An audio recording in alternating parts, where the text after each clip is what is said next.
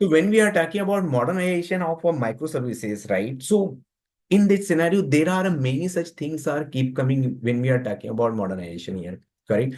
How you are migrating your legacy project into a microservices, or even though you're same some of the microservices which you are running into your existing project, right? Or in your maybe in your environment. Huh?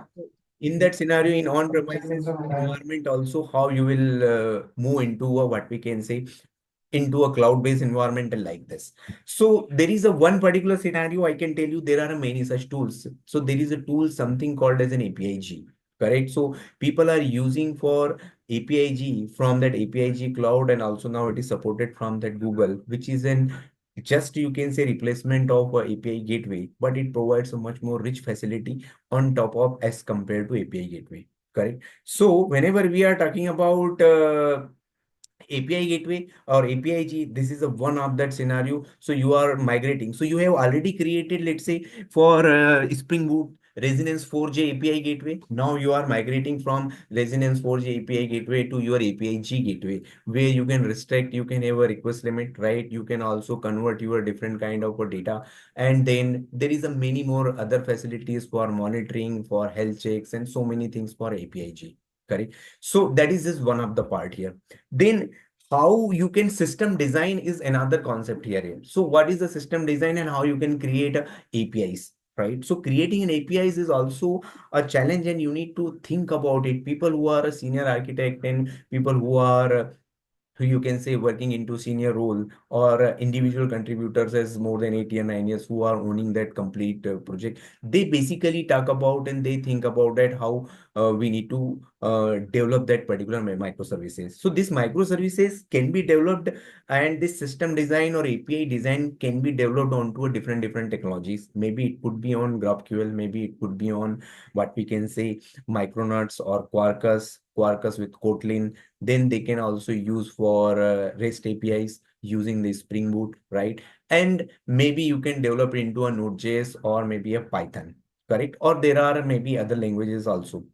Apart from that, you can also have a, you can say serverless ready-made APIs, which is already available on the cloud here. Correct. That is also just like you are developing it rather than you develop it. You can also use a ready-made service from that cloud server providers as well, right? So AWS AppSync is one of that AWS managed GraphQL service here. Correct. So that is one of that service which you can also use it, and you can create an API without putting any effort. And these APIs can connect to, you can have some business logic at the backend, and you can connect to any other data source also to fetch the data. But before that, you need to understand, right? What is the GraphQL and why, where we are using a GraphQL rather than to a REST APIs. So this is also part of your microservice architecture. And these people can ask to you when you are designing a microservices, right? You already know that what is the microservice architecture and what are the different type of microservices. You can see how the microservices communicating and API design, all this, correct? But when you are thinking about that GraphQL and REST API, so I can tell you that in one of the project we have developed that complete REST APIs for, it's in one of that you can say financial banking project here. So all these operations we have developed for you using the REST APIs for CRUD operations, either for customer, product, account, bank, like this. But at certain time, whenever we wanted to get some report, right? So when we wanted to run some different sort of a queries, or client wanted to customize that how many fields I wanted to send and how many fields I wanted to get it. So this kind of a scenario, we have developed a complete GraphQL APIs. And this GraphQL is connecting to a MongoDB, and it is fetching the data directly here. Correct. So it is much more optimized approach when we are talking about particularly a system design, or you can say for modernization of a microservices. So you need to have a different use cases, and based on the use case, you can basically understand that when to choose which particular technologies. Quarkus is one of the another technology which people are using it, what we can call as for particularly for AOT, ahead of time, or container ready services if you wanted to develop it, right? So depends on your requirement, you can choose the technology, and you can talk about that entire modernization of a microservices like that. And on top of it, how you are setting up that entire CI/CD deployment and monitoring and all this setup. That will also be part of your, you can say, modernization of a microservices only. Correct. So these things also part of this, because whenever you are creating a microservice architecture, you also need to create their deployment strategy. You also need to create your, what we can call as, particularly their monitoring setup, right? You fault tolerance also, you need to set up their, what we can say, the performance optimization settings, and may security, right? If you are talking about login and many such things you need to done, you need to think about it. So here we are going to talk about one of that service. When we are talking about the modernization of services, we are talking about AWS GraphQL managed service, right? And it is a one of that example, which is we are talking about the GraphQL. So I have given one of the example for a GraphQL when to use. So if you wanted to have a very customize that set of fields, right? So if you have a different, let's say, reporting fields, different kind of reports, and you wanted to just get the data based on your some certain fields like that, it is a one of that what we can call as a best use case. Another thing is that there are many such other use cases also, right? When we are talking about GraphQL, so that is also we will going to discuss. So AWS AppSync is a, what we can say, is a fully managed service that simplifies the development of a GraphQL APIs. So it is a managed by that entire AWS, right? You can create entire APIs from that AWS web console. Okay. And it can easily connect to a different data sources, right? So data synchronization and offline capabilities is also, it is helping it for this particular kind of a use cases as well. Okay. So you will see, right? So there are a different database. So maybe if you wanted to connect to an APIs, if you wanted to connect to database, if you wanted to connect to some other scenarios, right? There are a scenario when you have anybody is publishing or sending any data or any event using that HTTPS to a AWS AppSync into API, and this API is sending the details to some other applications also. Correct. That is also another kind of a system design here. Correct. So one of the fetch we have sent it. This is another for publisher subscriber kind of a, you can say, design system here. Now also it is helping it to you connect to, if you wanted to connect to a AWS Aurora, if you wanted to connect AWS RDS, or maybe if you wanted to connect to an AWS Lambda, and many such other places you can connect, and you can create that entire, you can say, flow, or you can say entire architecture using that AWS AppSync. Correct. So this is one of the type of, you can say, the scenario. There will be a different other scenarios also you can use when we are talking about AWS AppSync. But before going to and landing up into an AWS AppSync, you need to understand two basic fundamentals of a GraphQL, right? What is the mutation, how to create a query, right? So you will create a particularly a JSON file and type of queries, right? So you need to have a basic understanding with GraphQL, with, you can say, Spring Boot, and you can try with some simple application, and you can understand that if you are working with the GraphQL with the simple APIs GraphQL based service and in your local machine, then you will understand that how the GraphQL works. Then later definitely you can go ahead on to a AWS and you can try with the, particularly in AWS AppSync, and understand that managed GraphQL service. Correct. So this is overall we are talking about that. So in AWS AppSync, right, you can access the data from the different data sources. As I told you, there is a reporting is another scenario. If you are keep on fetching the data continuously, right, there is also scenario where you have a data engineering kind of flow, or if you are creating a data lake like this, or there are many other scenario where we are continuously integrating a data and you are processing it.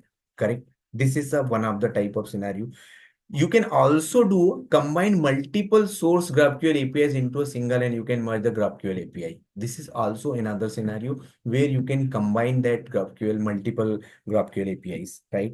Publish a real-time data updates to your application where you have a streaming kind of a data in this, you can say, live streaming data, and this kind of a data that is also you can keep on changing and update. Maybe you can talk about gaming applications, maybe you can talk about social media applications. This kind of an application you can use this particular service here, right?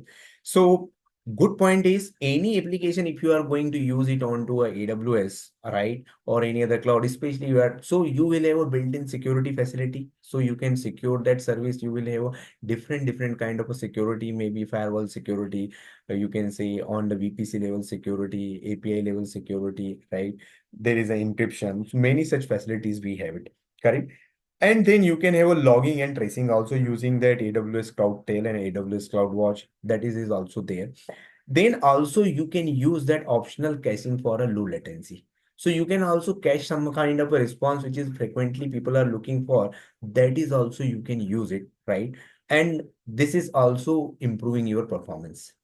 So you can also improve the performance. You can monitor also an application. You can also connect to a, or you can say have a setup with AWS firewall, WAP also, WAP also you can use it right before this particular API as well, right?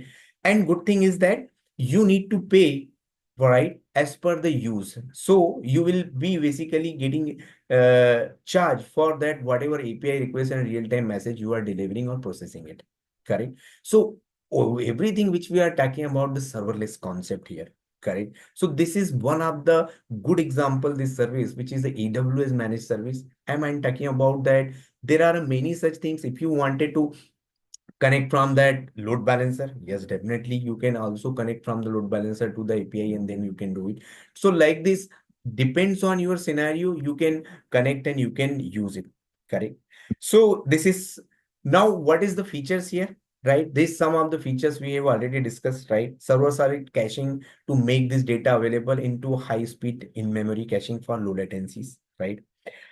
Another thing is that you can use a JavaScript and TypeScript to support to write a business logic. So you that is also you can write it before connecting or to any other data source and database as well. That is also you can do it from the API. So whenever from the API to data source, you can also write some kind of a logic as well, right? Enterprise security, that is also I have already given that details. You can use you can say APIs to retrieve the API access, right? You can also use AWS WAF also, which is basically restricting that API here, correct? And built-in authorization system, right? Where you can have a different other IAM policies or any other system which is AWS used for API authentication. That is also you can use it here, correct? So these are some of the good scenarios which we are talking about for AWS AppSync, right?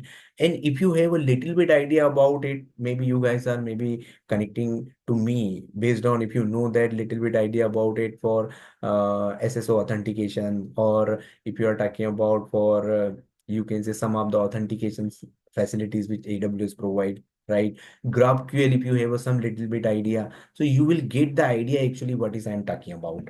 Correct. So this particular session is not exactly for people who just trying to land up into for microservices, but you can bear with us, right? So microservices, you are creating a different APIs, but just I can tell you the very simple word, you can have a ready-made, you can say setup where you can create the APIs on directly on AWS. And everything is provided from so security monitoring, right? And what we can call as performance optimization using a caching, everything is provided from the AWS itself. So now, if you'll go to a next, right? Connecting to it is can connect to HTTP APIs, Elasticsearch, AWS Lambda, AWS RDS, right? DynamoDB. So everything you can connect in, and this can be a different kind of data sources with to which this APIs can connect to it, right? These HTTP APIs, maybe you can have your own APIs, maybe it can be some other APIs also, right? So use cases and key features is already we have discussed, right? Now, if you are talking about the use cases, scalable application with the dynamic data need, right? If you have very dynamic data, you wanted to fetch it or save it or something like that. Real-time applications like chat, collaboration tools like that. Or maybe you can also think about that fetching that real-time data on top of gaming applications, or something you can say social media, this kind of an applications, right? Mobile and web application where they require offline functionality. Correct. That is also a offline, means it's not completely real time, but offline sometimes we wanted to send some data offline. At this moment also you can use this particular API here. Correct. So this is the way you can just understand, right? And how you can use that completely AWS AppSync, and how you can create an API here. So this is all about that AWS AppSync and API level here. So if you guys have any such